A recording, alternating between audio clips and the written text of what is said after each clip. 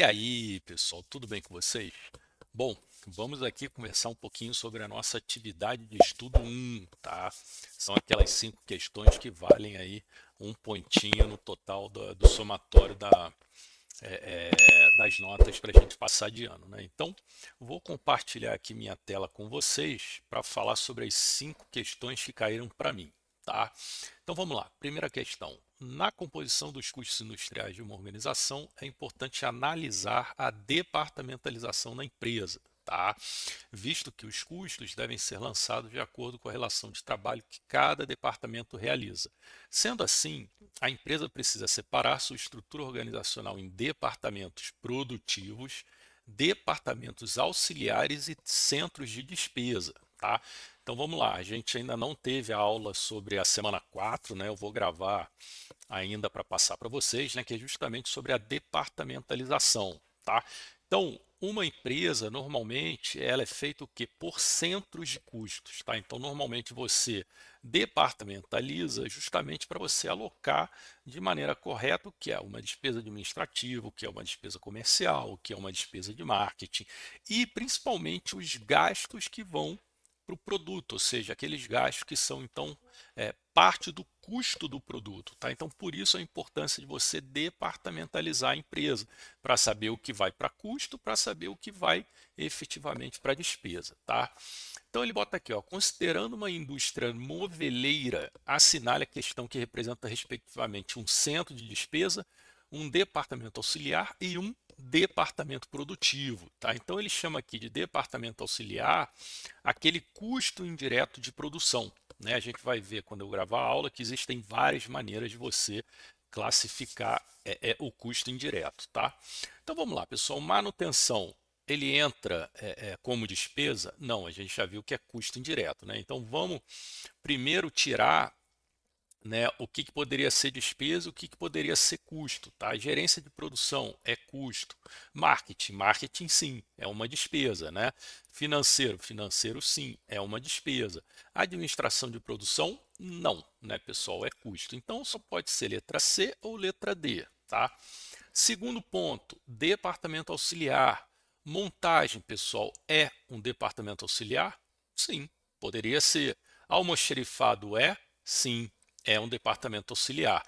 Mas aí a gente vai para o final aqui, pessoal. Então, quando a gente está aqui no final, gerência de produção é um departamento produtivo? Não, né, pessoal? É o supervisor da produção. O corte é um departamento produtivo? Sim, você está cortando, então, né, que faz parte exatamente da produção moveleira, tá? Então, seria financeiro, almoxerifado e corte. Voltando aqui para a montagem, né, depende muito da classificação na indústria, né? A gente tem na própria TP, aonde, né, lá naquela fábrica de tecido, ela classifica como custo indireto, né, aquela última parte da produção, né? Então, a montagem ela pode ser classificada tanto como custo direto de produção ou custo indireto de produção, dependendo da indústria, tá? Nesse caso aqui, gerência de produção, pessoal, ela não é departamento de produção, né? Ela está gerenciando toda a produção, tá? Então, o correto aqui seria a questão D. Próximo ponto, pessoal, uma indústria especializada na fabricação de componentes metálicos para o setor automotivo. Iniciou um processo de reestruturação na sua área contábil e, com o objetivo de classificar custos fixos e variáveis, realizou o seguinte levantamento de gastos, né? Então ele diz aqui todos os gastos e ele diz, considerando as informações apresentadas, assinale a alternativa que demonstra a correta classificação, tá? Então vamos lá, pessoal, matéria-prima, chapas e aços e parafusos é adquirida conforme a demanda de produção, tá? Isso daqui é custo variável ou custo fixo, pessoal? É custo variável, né? Então a matéria-prima ela varia de acordo com a produção. Deixa eu ver se eu consigo escrever aqui, né? Porque está no Word, eu acho que vai ficar difícil fazer um xizinho aqui em cima, né? Deixa eu ver aqui se eu consigo botar aqui alguma forma. Tá, o triângulo ele é custo variável, tá, pessoal? Então, custo variável para a primeira. Energia elétrica em tornos e prensas medida em quilowatts proporcional ao número de peças produzidas. Então, é proporcional ao número de peças produzidas, né? Então, vai ser um custo variável, pessoal. Então, vamos colocar aqui. É difícil trazer agora sim. Custo variável, tá? Salário dos supervisores de produção, que não variam conforme a quantidade produzida. Então, está correto, né? Eles não variam, então ele é um custo fixo. Ou seja, se você produzir mais ou produzir menos, ele vai ser um custo fixo. Então, vamos colocar aqui uma bola. Vai, pronto. Custo fixo. O salário variável, tá? Próximo aqui, aluguel da planta fabril pago mensalmente por contrato fixo. Então, o próprio nome já diz, por contrato fixo é aquele valor todos os meses, então é um custo fixo. Então, vamos colocar aqui como custo fixo. Embalagens plásticas utilizadas individualmente para cada componente produzido, pessoal. Então, se você usa uma embalagem para cada componente produzido, significa que varia de acordo com a produção. Então, seria um custo variável, tá? E por último, salários fixos dos operadores de máquinas pagos integralmente independente do volume produzido. Então, seria um custo fixo, né? Então a gente já tem classificado aqui, pessoal, o que é custo fixo ou variável, né? E aí ele pergunta, apenas 3, 4 e 6 são considerados fixos. Então 3, 4 e 6 considerados custos fixos. Tá bom, pessoal? Então, indo aqui para a próxima agora, ele diz, ó, essa daqui é muito interessante, tá? Porque cai a parte de crédito de impostos, né? Onde todo mundo tem muita dúvida aí nessa parte de crédito de impostos, tá? Então vamos lá, ó.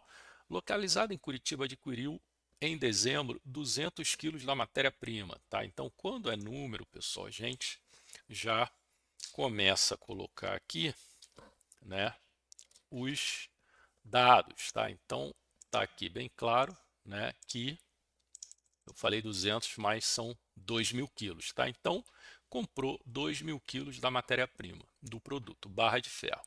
Essa aquisição ocorreu de um fornecedor localizado no interior de Santa Catarina. O preço de venda acordado foi de R$ 200 por quilo, tá? Então, R$ 200. Então, significa dizer que o custo total, tá, dos 2.000 quilos, né, R$ 200 por quilo, foi de R$ 400.000, tá? Então vamos lá, o comprador pagou 5.000 de frete, então a gente tem aqui frete 5.000 para uma transportadora e mais R$ 2.000 de seguro contra riscos diversos, tá? Então mais R$ 2.000, tá?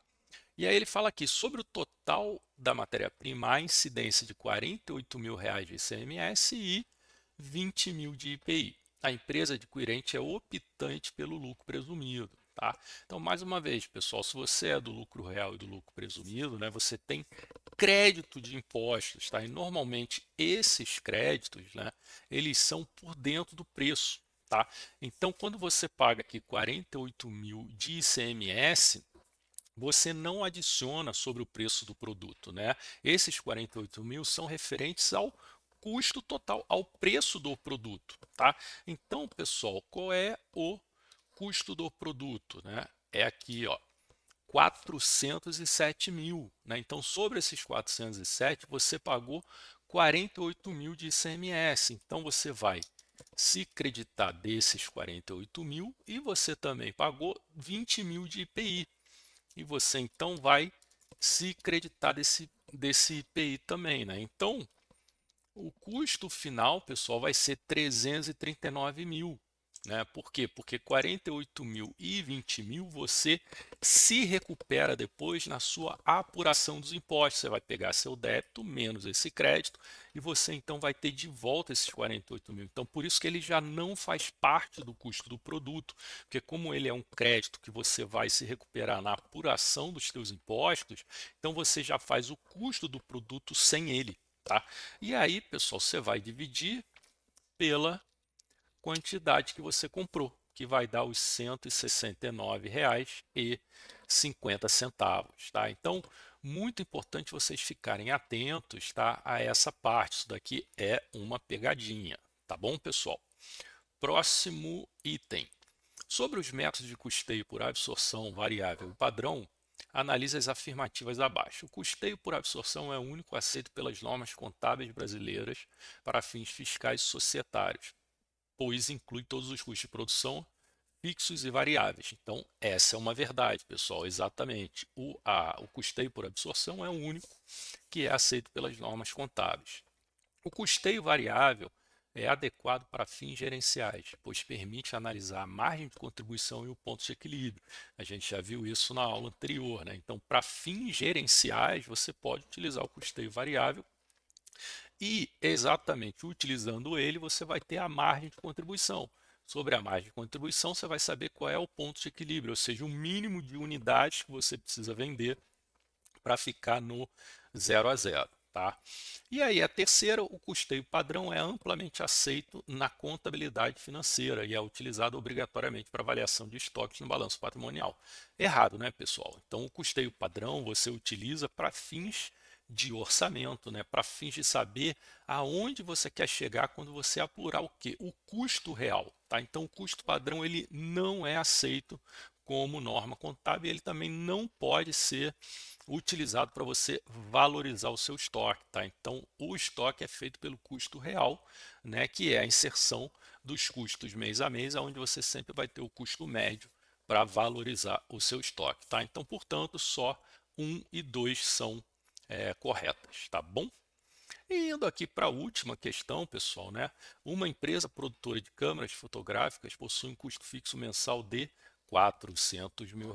Então, mais uma vez, vai sempre escrevendo, né? Então, o custo fixo, eu gosto de botar aqui, né, para ter separadinho aqui as casas, então R$ 400 mil, tá? No mês de janeiro, a empresa produziu 100 mil unidades no modelo Y, incorrendo neste período em R$ 1 milhão de custo variável, tá? Então, ela produziu unidades, quantas unidades? 100 mil unidades, né? Deixa eu tirar aqui o zero na casa decimal. E teve de custo variável 1 milhão. Tá?